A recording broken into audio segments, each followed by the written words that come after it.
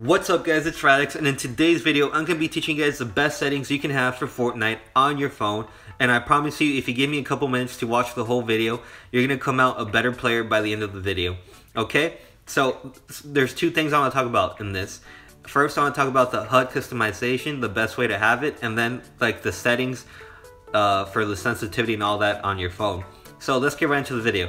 So the HUD customization, if you guys can remember, back then it was just the default. You couldn't customize it. It was horrible. The buttons were small. They were put in bad places.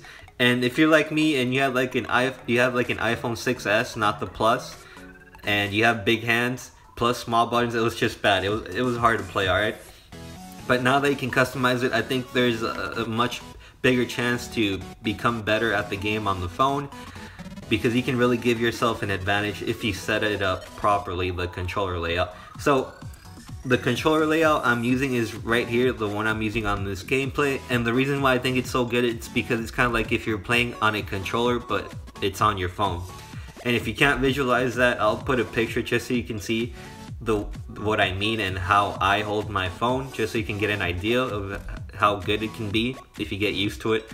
But the way this layout works is you use your left thumb to move around, your right thumb to move the camera, just like on a controller, and then you're going to be using your left pointing finger to jump and aim down, and then your right finger just to be shooting. Okay, and then I also made the build button a bit bigger, just so when you're getting shot at, you can react quickly and press it very easily and then start building to cover yourself. And as of right now, I think this is probably the best layout you can have. If you guys have a better way of laying it out, please make sure to let me know down in the comments, because it's going to help me out, and it's also going to help everyone else that watches this video.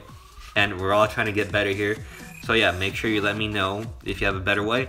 But yeah, this is probably the best way you can have it, and I'll probably be updating this layout as I play more, but right now you guys should definitely give this a try.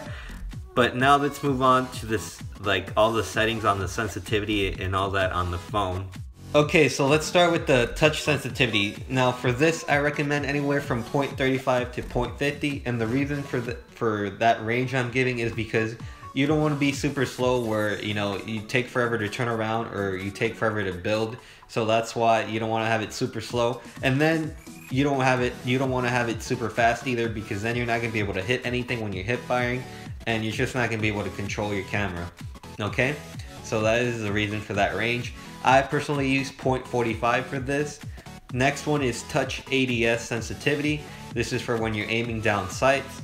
I recommend anywhere from 0.60 to 0.80, because on the phone you also get aim assist. So you don't want to have anything too slow, because when you're aiming at someone, then it's going to be too slow. Like, it's going to slow you down a lot, and you're not going to be able to track them. So that is the reason I gave that range. And you don't want to go anything over 0.80, because then it's just probably going to be too fast and you're not going to hit anything. On this, I use 0.70. Next one is touch scope sensitivity, and I think this one is going to be personal preference, because it's either you want the scope to move kind of slow when you're aiming at someone, or you want the scope to be super fast so you can snap onto people.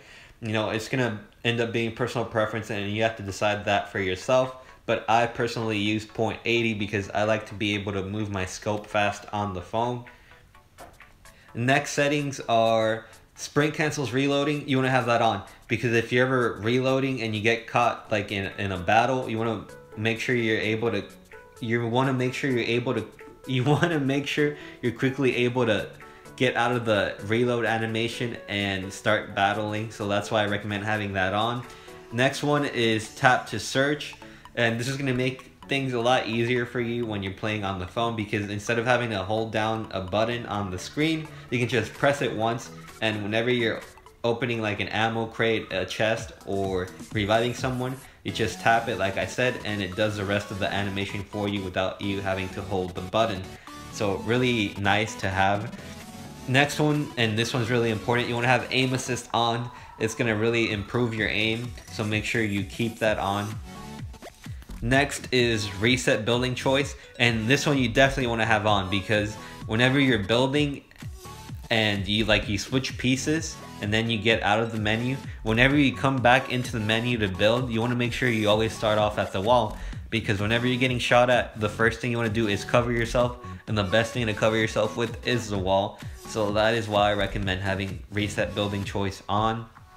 Next is turbo building on.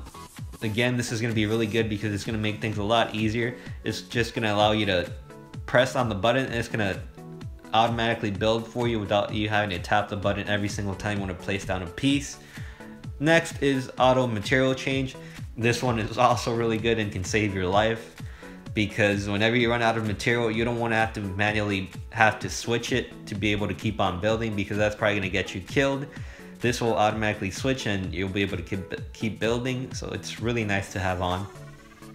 This next one is really important because of the controller layout we're using, which is tap to fire. I recommend having this off because the way we have our controller layout that I showed you guys, we already have a button for shooting.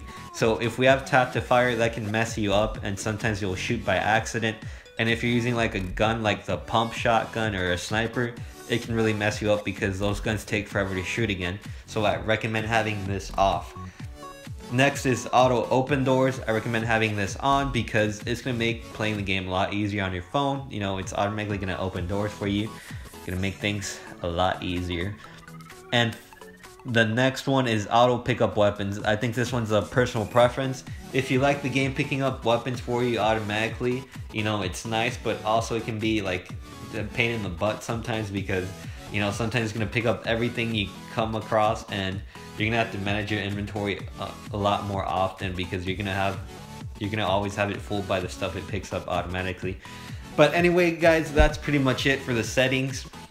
I hope this video was helpful, and if it was, please make sure you drop a like and subscribe to the channel, because I'm going to be doing a lot more helpful videos like this in the future. So make sure you stay tuned, and I'll see you guys in my next vid. Peace. Yeah. Keep it lit, keep it lit, keep it lit, keep it lit, keep it lit, keep it lit, keep it lit, keep it lit. If it ain't gas, it ain't in my Dutch.